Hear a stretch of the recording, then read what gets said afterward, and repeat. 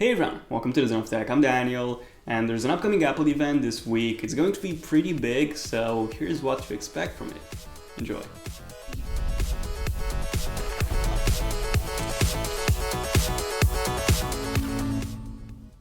So Apple has sent out their invites for their September event, and this is how they look. We have a huge colorful Apple logo in the background, along with the date, September 9th, the time, 10 a.m., the location, and the highlight, "Hey Siri, give us a hint." Hey Siri, give us a hint. Well, I hear there's something big happening on September 9th. Give us a hint. Why don't you check a rumors blog? That's what I do. That's right, just go to my iPhone 6s Final Leaks and Rumors video. Hey Siri, give us a hint. You're cute when you're desperate for information. I'm always cute. Hey Siri, give us a hint. You'll have to wait until September 9th. I bet you were one of those kids who snuck downstairs to open presents early, weren't you? No. So yeah, there's definitely something big happening this Wednesday. Okay, so what's happening? Well, every year in September, Apple usually announces new iOS products, so new iPhones, new iPods, and new iPads. Now, the iPods have already been updated in July, and I've actually done a video on the 6th generation iPod Touch, a pretty cool and epic music synced unboxing. So in case you haven't seen that video, I left the link in the description box down below, by the way. So no new iPods are coming. However, what we're definitely going to see are some new iPhones, a new iPhone 6s and the new iPhone 6s Plus. Now, I've actually done a video on that, my ultimate iPhone 6s Final Leaks and Rumors video, and you've probably seen that video, but if you didn't, it's a really long video. It's almost 30 minutes. I'm basically covering every single aspect of the iPhone 6s, every single feature, every single thing. So in case you haven't seen that video, I left the link in the description box down below. It's a must-watch video, especially if you're, excited for the iPhone 6s.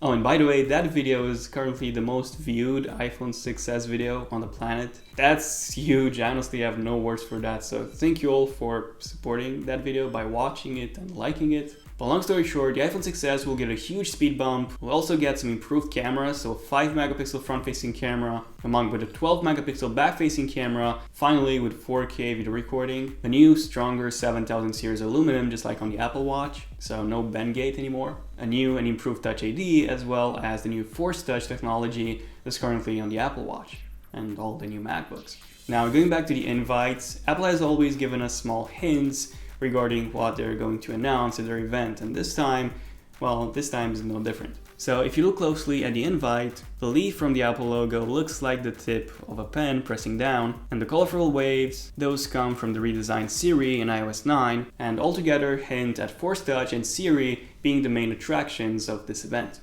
Okay, so apart from the new iPhones, we're also going to see some updated iPads.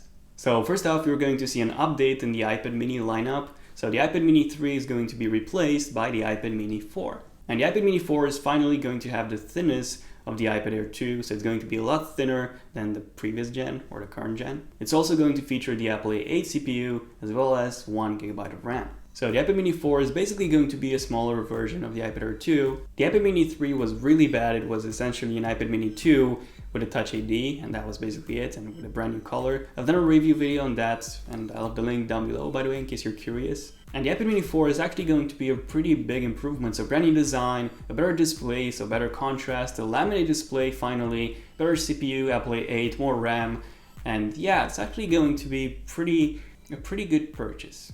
And I'll definitely be reviewing that, so stay tuned for that. Now, speaking of the iPad Air 2, unfortunately there's no iPad Air 3 going to be unveiled. So we'll most probably just get the new rose gold color that's coming to the iPhone 6s as well. So we'll get that on the new iPad mini 4 and the new iPad Air 2. But other than that, the iPad Air 2 is going to remain on iPad Air 2. So the new updated iPad Air 3 with improved cameras and speed improvements will most probably be released in March or maybe just September next year. So now is a pretty good time to buy that iPad Air 2. Oh, and by the way, I've done an in-depth review video of the iPad Air 2 as well, and I left the link in the description box down below. I think I should probably stop mentioning my previous videos, but hey, they're pretty good.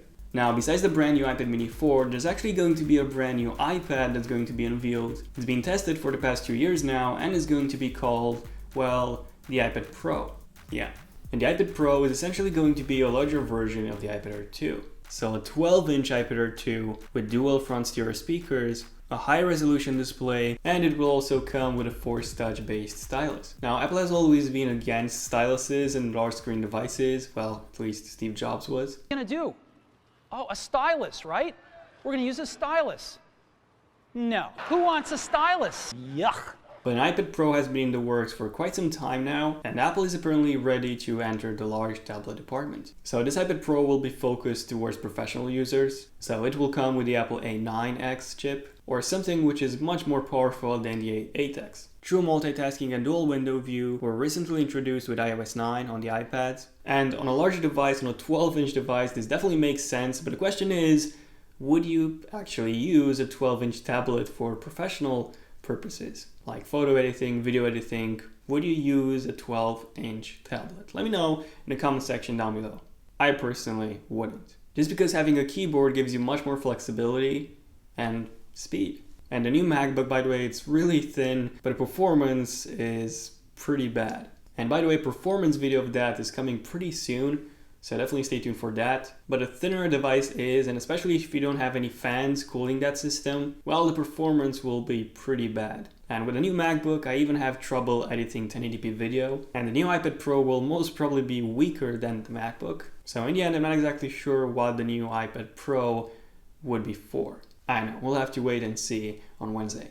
Oh, and speaking of keyboards, apparently there's going to be an accessory, a backlit keyboard attachment for the new iPad Pro. So this apparently is going to be Apple's version of the Surface. Kinda. I'm actually curious to see how this will go. But yeah, let me know in the comment section down below what are your thoughts on this. Now, apart from new iPhones and iPads, the Apple TV will also get a huge update. So first off, we're going to see a brand new design. It might actually be a bit larger and thicker than the current gen Apple TV. However, it is going to pack some serious juice. So it's going to come with the Apple A8 chip, just like the iPhone 6, possibly 1GB of RAM, and the new Apple TV will come with 3 major features. The first one is going to be a new remote, a new gesture-based remote. And with this new remote, you'll be able to control, obviously, the Apple TV using gestures and also play games and use apps, because yes, the new Apple TV will finally support games and yeah, even apps, all through a dedicated app store. So just like with the Apple Watch, which already has its dedicated section in the App Store, the new Apple TV will also get its dedicated section in the App Store. At least this is what I believe. Okay, so first awesome feature, the gesture-based remote. And the second one is actually going to be Siri, because the Apple TV is going to support Siri. So the new remote will also come with a dedicated microphone, and you'll be able to use Siri throughout the entire operating system. So you'll be able to ask your Apple TV for news updates, weather updates. So the new Apple TV is essentially going to act like a home hub, your personal home hub right in your living room. How cool is that? Unfortunately, I don't have a TV, so no home hub for me. And the third new feature that's going to be introduced with the Apple TV is going to be Apple's new streaming service, Apple's own Netflix. Now, I believe that this will be priced somewhere at $10 to compete with Netflix or Hulu and other streaming services. And there's not a lot of info on this, but I think that it is going to be based on iTunes movies, just like Apple Music is based on iTunes Music. Who knows, Apple might just call it Apple Movies. Definitely be sure to come back to this video after the event if that happened and leave a billion likes, because why not? And most probably the new streaming service will also be available on the current gen Apple TVs as well. Also, the new Apple TV is actually going to be more expensive than the current gen, so it is going to be priced somewhere around $150 compared to just $69, which is the price of the current gen Apple TV. And because of this, I believe that it'll keep the current gen Apple TVs as well. So they'll be selling the new model and the old model. Which one are you going to get? Let me know in the comment section down below. And now's the time for a random fact. So if you're following the news, you probably know that Sony just introduced a pretty cool phone, the Xperia Z5 Premium, and that's the world's first phone which has a 4K display. 4K display on a 5.2 inches phone. That's over 800 ppi. That's insane. That's an overkill. And speaking of 4K, there's a strong possibility that the new Apple TV will not come with 4K support. Also, speaking of 4K, hopefully you're watching this video in 4K. That way you can see my eyebrows better. Okay, so what else? New Macs? Maybe. The Mac event is usually in October, and now that Skylake has been announced and even released, well, Skylake Macs are also coming. And with the Macs, we have two options. Option number one is an October event at which they'll announce a new 21 inches 4K iMac and update the 5K iMac along with the Mac Pro. The MacBooks were updated in March with the exception of the 15-inch Retina MacBook Pro, so I don't believe that they'll update them again. But then again, I don't believe that Apple will have an event just for those three products. So option number two is to announce an updated Mac Pro, an updated iMac 5K, and the new 21 inches 4K iMac, well, Wednesday. So that's most probably going to happen. And then option number three is a silent update in October, so no event, and then a Skylake update for all the new MacBooks in March. Other than that, iOS 9, OS X El Capitan, and watchOS 2.0 will also be released, hopefully on Wednesday. If not, then the developers will get the GM version or the Goldmaster version, and the public will get iOS 9 and the rest, when the iPhone 6s is going to go on sale. So the 21st of September would be my guess. Okay, now I'm not actually done with this. Speaking of the Apple Watch, there are going to be some Apple Watch updates as well. So there's no new Apple Watch that's going to be introduced. However, there are some new Apple Watch bands. Well, actually just some updated colors for the Apple Watch sports band. So just some darker colors. So expect to see a darker blue, a gray, maybe even a pink, a red, and so on. New casing materials for the Apple Watch might happen as well. So we might just see a champagne gold aluminum Apple Watch, maybe even a titanium Apple Watch to fit between the steel version and the gold version. That's probably not going to happen on Wednesday. It's definitely going to happen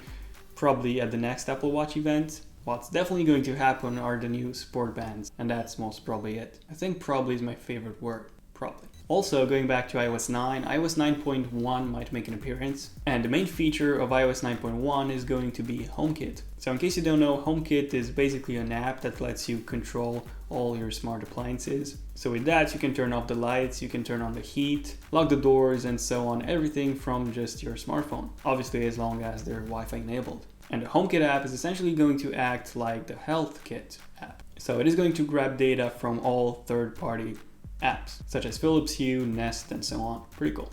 Unfortunately, I don't have any smart appliances. Let me know, once again, in the comment section down below if you have any smart appliances. And if you do, well, which ones? Oh, and the best part about HomeKit is that it works with Siri as well. Okay, so these were all the major announcements that Apple will most probably announce on Wednesday. Probably. And by the way, I'll actually be doing a live stream on Wednesday. So I've never done a live stream before. I'm actually curious to see how this will go. The live stream will start at the same time the Apple event starts. So 10 a.m. Pacific Daytime or 6 p.m. United Kingdom time. So just go on my channel, Zone of Tech, and the live stream will be on the front page. Also, be sure to turn on email notifications on your browser and on your mobile phone so that you're notified when that live stream goes up. And also feel free to follow me on Twitter at Zone of Tech for any updates. Hopefully the live stream will go well. But yeah, this has been it. Be sure to hit the like button there if you have enjoyed this pretty long what to expect video. Hopefully you've enjoyed it. I'm Daniel, and I'll see you on Wednesday at the live stream. Zone of Tech, signing out. Cheers.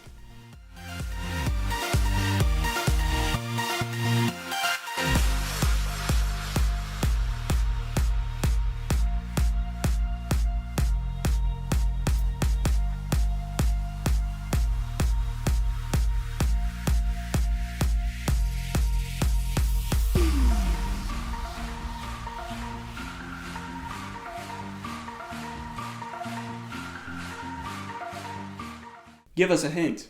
Okay, give me a moment. Okay, I found this on the web for give us a hint. What?